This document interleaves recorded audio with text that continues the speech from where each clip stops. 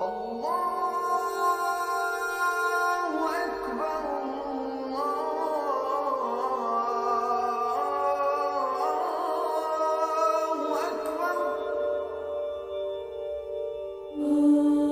to Understanding Islam. This is the last in the series, Bearers of the Final Message, and we're going to look today at the contemporary world, the situation of Muslims and Islam around the world. Now, the problem with calling anything contemporary is that it's always changed by tomorrow. So we're just going to take a snapshot of some of the things that are going on in Muslim affairs around the world today. The other thing to remember is that today never begins today. It always begins yesterday, last year, and therefore we're going to look at the build-up to the situation that we have today, because we need to understand the present in the light of the past.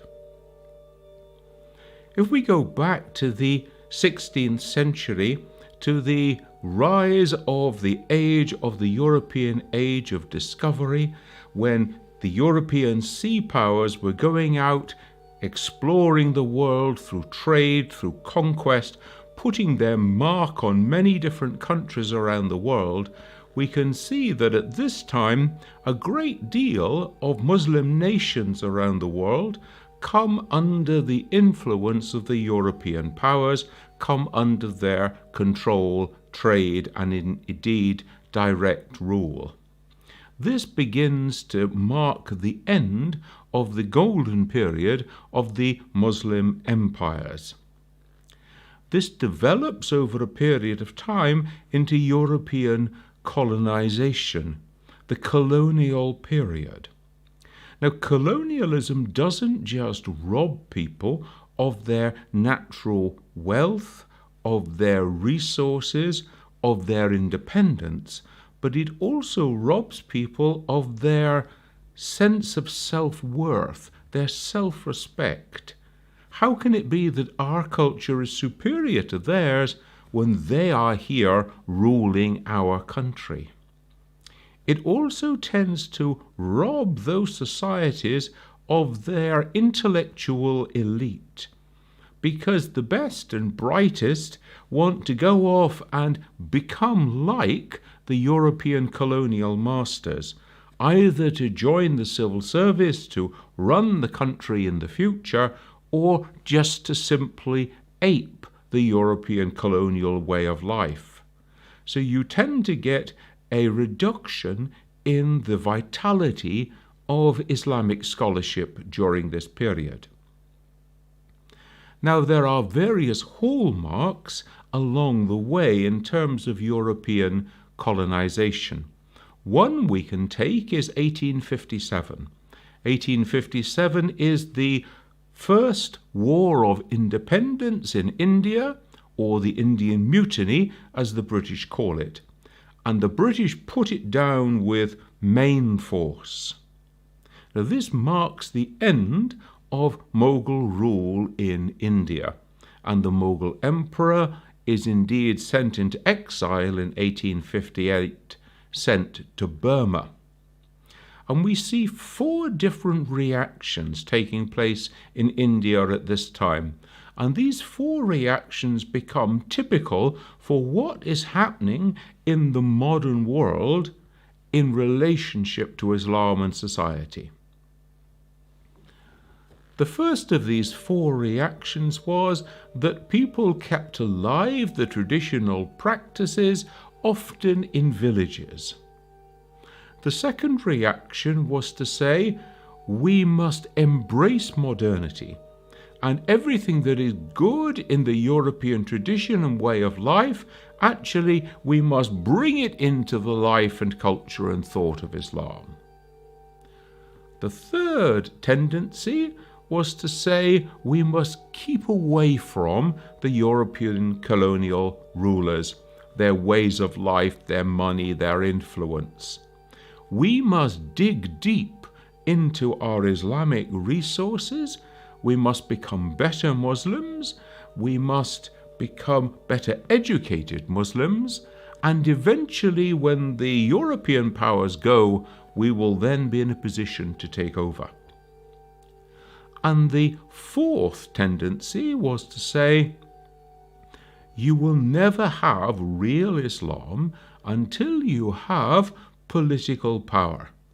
So that Islam requires an Islamic state in order for there to be a truly Islamic way of life. And so we get the rise of what is called political Islam. If we look first at this tendency toward modernity or toward liberalism, as it's sometimes called, we see this in 19th century Egypt. After the French arrived in Egypt in 1798, you get a movement that the elite of Egyptian society wants to embrace French language, French culture, French education, a French way of life, a constitution, a legal system. And everything French becomes the milieu of the ruling classes during the 19th century. Of course, 95% of the people of Egypt of this time were illiterate in any language. So this movement to liberalism was really just affecting the upper class, the elite within society.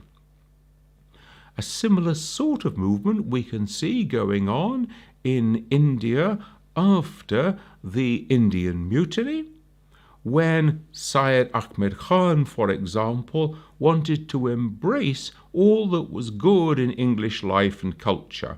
He went on a visit to England in 1869, 1870, and then brought back the idea of changing the educational system within India so that it would model the English, the European way of education.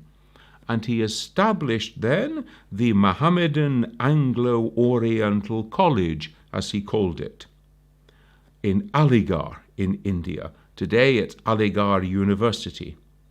And Syed Ahmed Khan wanted to embrace all the advances of European life and culture, to reinterpret Islam in naturalistic ways, and to show to the British rulers of India of that time that they had nothing to fear from intelligent, educated Islam.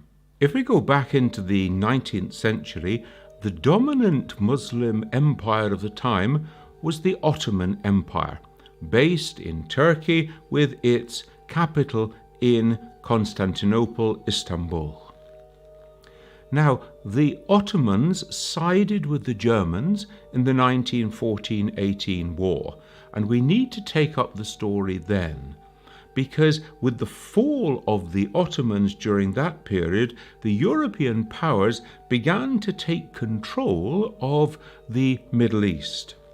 And we see the British at this time making multiple promises to multiple people, and contradictory promises at that. So we have them on the one time urging the Arab leaders to rise up and overthrow the Ottomans, and promising them that they would then have self-determination. We see them promising the holy places to two quite different groups, to the Hashemites on the one hand and to the House of Ibn Saud on the other hand.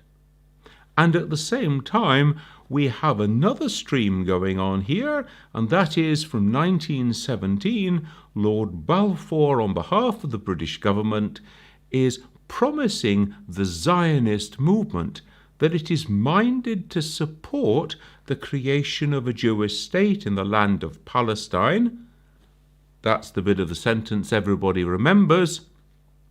But of course the sentence went on to say, provided that it is clearly understood that the civil and religious rights of the people already living in Palestine is respected and in no way affected. Of course, that part of the sentence has conveniently been forgotten in much of history. Now, at the end of the 1914-18 war, a Frenchman and a British man sat down and decided to carve up the map of the Middle East and to create the modern countries that we know of today. They were Sykes and Picot, and literally they sat down with a map and a ruler and a pencil. They carved up Greater Syria, for example, into the 4 contemporary countries of Palestine, Lebanon, Jordan, and Syria. They drew the map of Iraq. They created different areas of influence between the French and the British through into history after that time. And so to understand what's going on in the modern Middle East, we need to understand the impact of the European powers in the early part of the 20th century. Now, not surprisingly, after the end of the war, the Egyptians, for example, wanted to rise up. They had a movement for independence, and they got a sort of limited autocracy within British rule going through into the 1940s. By 1948, we find the creation of the State of Palestine and the Arab War against the State of Israel. And once that war has been lost with the defeat of the combined Arab forces, then we see that a distinct change begins to take place. And people begin to realize that this sort of movement is not going to take them forward. What they need is complete independence, complete autonomy from the European powers. So we see one movement going toward Arab nationalism, and we associate this, 1952, Gamal Abdel Nasser takes power in Egypt.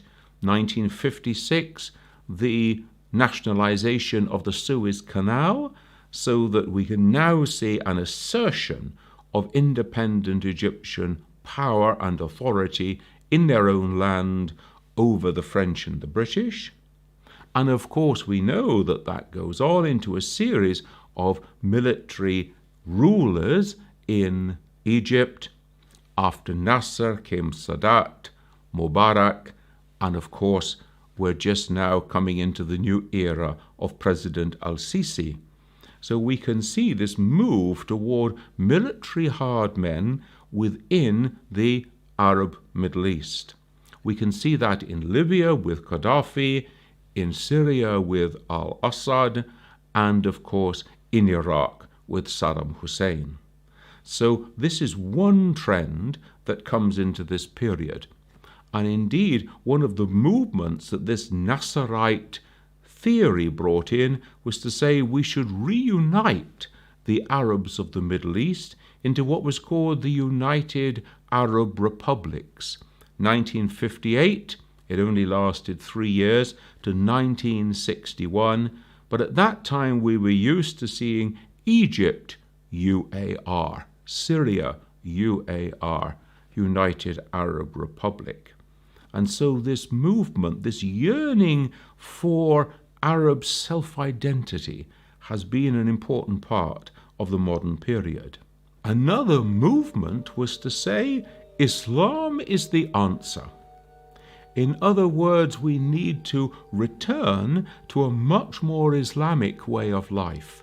And this becomes, of course, the movement of political Islam, which in Egypt is associated with the name of Hassan al-Banna, who created the Muslim Brotherhood in 1928 and then died in 1948, mirrored in Pakistan with the work of Maududi, who died in 1978, and of course in Turkey associated with the name of Said Nursi and his Nurçalek movement, who wanted to resist the compulsory secularization of Turkey that came in from 1924 onwards with the disbanding of the Ottoman Empire and with the movement under Mustafa Kemal Ataturk to have a secular society and to see Islam as being a burden that was holding back the development of that society.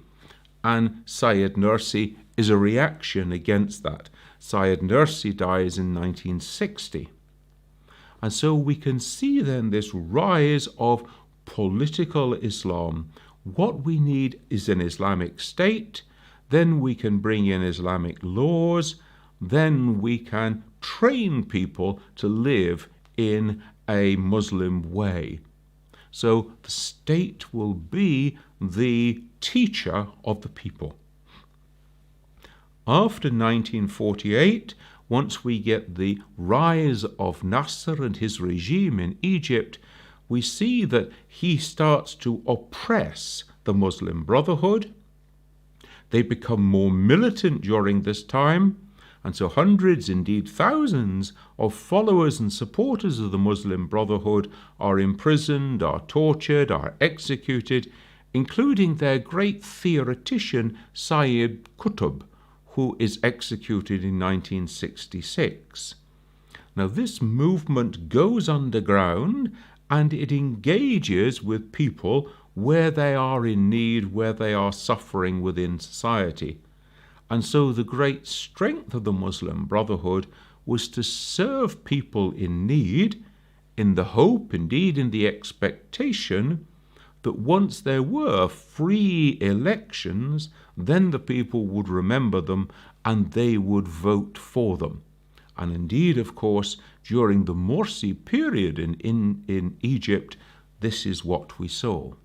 1979 becomes a key year in understanding what's going on in the Muslim world at the present time, because it was in this year that Egypt and Israel signed a peace treaty. And in so doing, many Arabs, many Muslims around the world believed that they had reneged on the promises to the Palestinian people, that they should have the right to re-inherit their land, to return to their own land, and therefore this was a betrayal of the Palestinian people. And this, of course, led 2 years later, in 1981, to the assassination of President Sadat as a kind of punishment for having made this gesture of peace with Israel.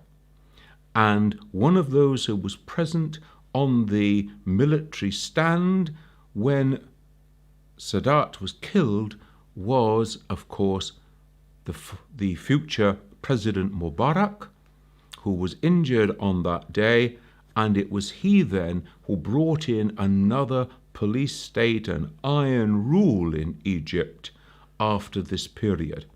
So that's the first element of 1979.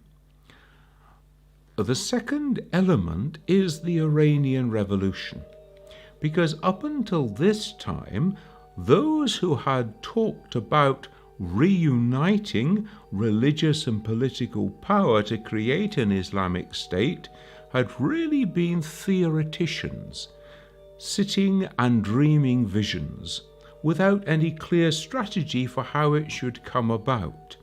But here we see Ayatollah Khomeini returning from exile and bringing about an Islamic revolution, which was to reunite for the first time in the modern period Islamic religious and political power. And this then gave a tremendous fillip, a boost, to those who wanted to think about political Islam, because here it was being proved to be possible. The third thing that happens in 1979 is that the Soviets invade Afghanistan. And over the period of the next 10 years, international brigades of Muslims were formed in order to drive them out. Many Muslim men from different countries answered the call and went to the aid of the Afghan people to drive the Soviets out of Afghanistan. They were trained and they were armed by the Western powers who wanted to see the Soviets being driven out, and the whole thing was bankrolled by the newly rich Arab oil-producing nations. Remember that in 1973, the Arab oil-producing nations raised the price of oil dramatically. So this started to bring a flood of new wealth into those hands. And it was that new wealth that enabled the Muslim fighters in Afghanistan to succeed in driving out the Russians.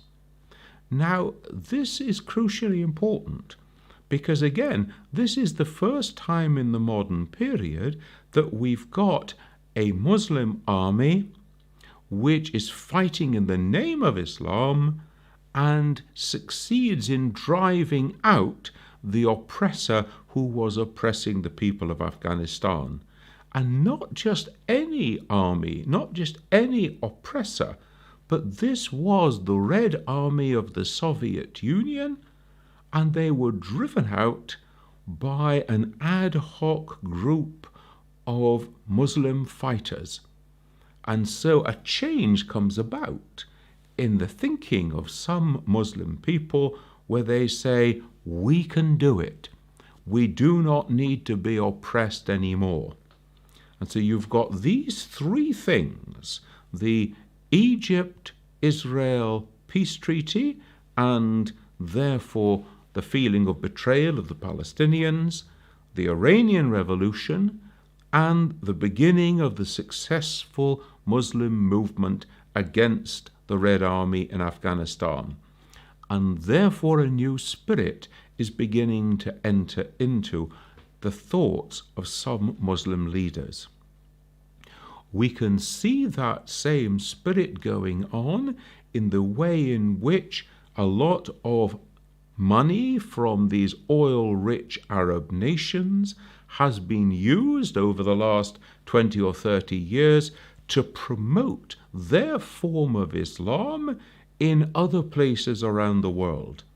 We can see this in newly liberated countries from the Soviet period in the north of Europe and in Asia. We can see it in Africa and in Asia as well as in Europe and North America. So this money is being used to promote not just Islam, but a particular interpretation of Islam. In the same way, that money is being used to reinforce certain Muslim fighters. So we see the internationalization of conflict. So we can see international fighters engaged in Iraq and in Syria who are bankrolled from this oil wealth. Now, two things we should notice from the Arab Spring in this regard.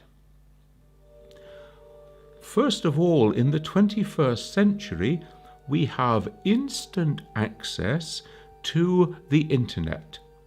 Many people around the world will have seen pictures that were taken by young Egyptians in Tahrir Square, literally holding up their smartphones, capturing video film and transmitting it instantly to the internet.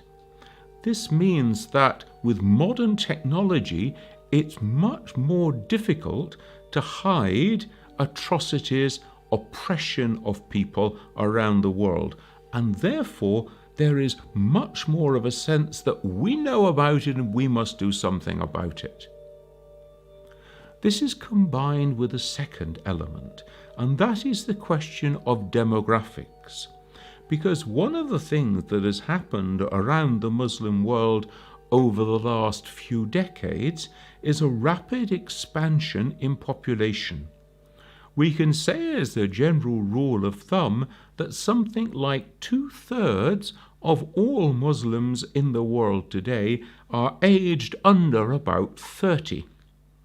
Now, if you are aged under about 30, then you are entering into starting families, having children, and therefore further expansion.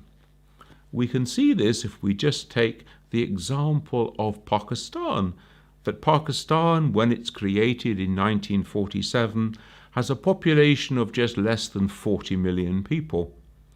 And today Pakistan has a population of around 170 million people. So you can see rapid expansion, a very young population, and a population that doesn't have a great future. In many countries around the world, people living with not enough work to do, not enough money to generate an income to start a family. And therefore we can begin to understand why it is that we see so many people who are prepared to risk everything in order to escape and start a new life in Europe or North America. And so the incidence of people who are crossing the Mediterranean wanting to start a new life in Europe is a sign people who have nothing have got nothing to lose, and therefore let's go and give it a chance. And we're going to see this whole development continuing in forthcoming years. Let's conclude by just summarizing some of the modern trends that we can see going on around the Muslim world. There is the question of what sort of structures are best suited to carry forward the way of Islam politically in the modern world. And we can see that in Egypt in the recent period. We can see that also in the long history of Pakistan since its creation, struggling, is this a homeland for Muslims, or is this in some way an Islamic state? Another trend is to see the separation of different religious communities. We can see this especially in the Middle East, when for hundreds of years Jews, Christians and Muslims lived side by side in the Ottoman lands of the Middle East. And in the latter part of the 20th century and in the 21st century, we're seeing much more segregation there. Jews being forced to leave their historic homes in Arab lands, and also we have seen Christians who've been forced to leave places in Iraq, in Syria, and in Palestine. So that we're seeing religious segregation in a way that was not there historically. There are several elements of the post-colonial period that have yet to be worked through. One of those is legal systems. You see, when the European political powers left, they wanted to leave behind them a code of law. And so basically what they did was to take a European code of law, give it a little flavoring of the local people and of Islam, and then impose that on that society. And so what we see going on in different countries is people saying, we want a law that reflects our view on the world, our religious and political ideals. And so we see this development.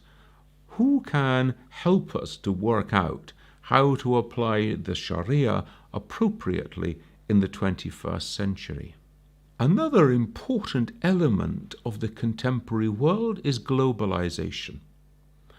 Globalization culturally, through the internet, through worldwide dispersal of music, for example, and of literature. The English language is now vastly the most used language around the world, but also globalization in terms of multinational companies, in terms of profits being made in one country, but actually being repatriated to another, so that the poor do the work and the rich reap the benefits. And this whole Americanization, it's sometimes called, or McDonaldization, where we can see that people are wanting to ape elements of American way of life. Now, this isn't to say that there aren't also important trends in the Muslim world, to see that the best of the technological, the cultural, the scientific developments that have been there in the Western world should be embraced and taken on too. But it's not a wholesale takeover. There has to be a sense in which one can take those bits that one wants, that are useful and according to the ways of Islam, but not have to take everything. And finally, one of the biggest problems, which is ongoing and causing many concerns in the Muslim world, is with the United Nations and the way in which it was set up. It privileges certain powers in its Security Council, and it seems to have very definite double standards. We see that many United Nations resolutions are passed about certain questions, like the Israel-Palestine question, like the free autonomy of the people of Kashmir to decide their own future, and nothing is done about them. And on the other hand, certain other resolutions are passed, and it seems that this is a mandate that we are bound to act on because it's international law. And so we see double standards in play in international law here, which means that people lose all confidence in these so-called international corporate bodies like the United Nations. So we're going to come through a period during which all these various elements around in different Muslim nations around the world have to resolve themselves. Some of them are not going to be resolved quickly or easily, and therefore the key thing is to try to understand the background and how we got to the modern world. What's its history? How did we get there? That concludes this Understanding Islam series. It just remains for me to remind you that all the programs can be seen on the Ahl al-Bayt on-demand website, and all the articles for each program are available to be downloaded from my own website. I thank you very much for coming on this journey of understanding with me.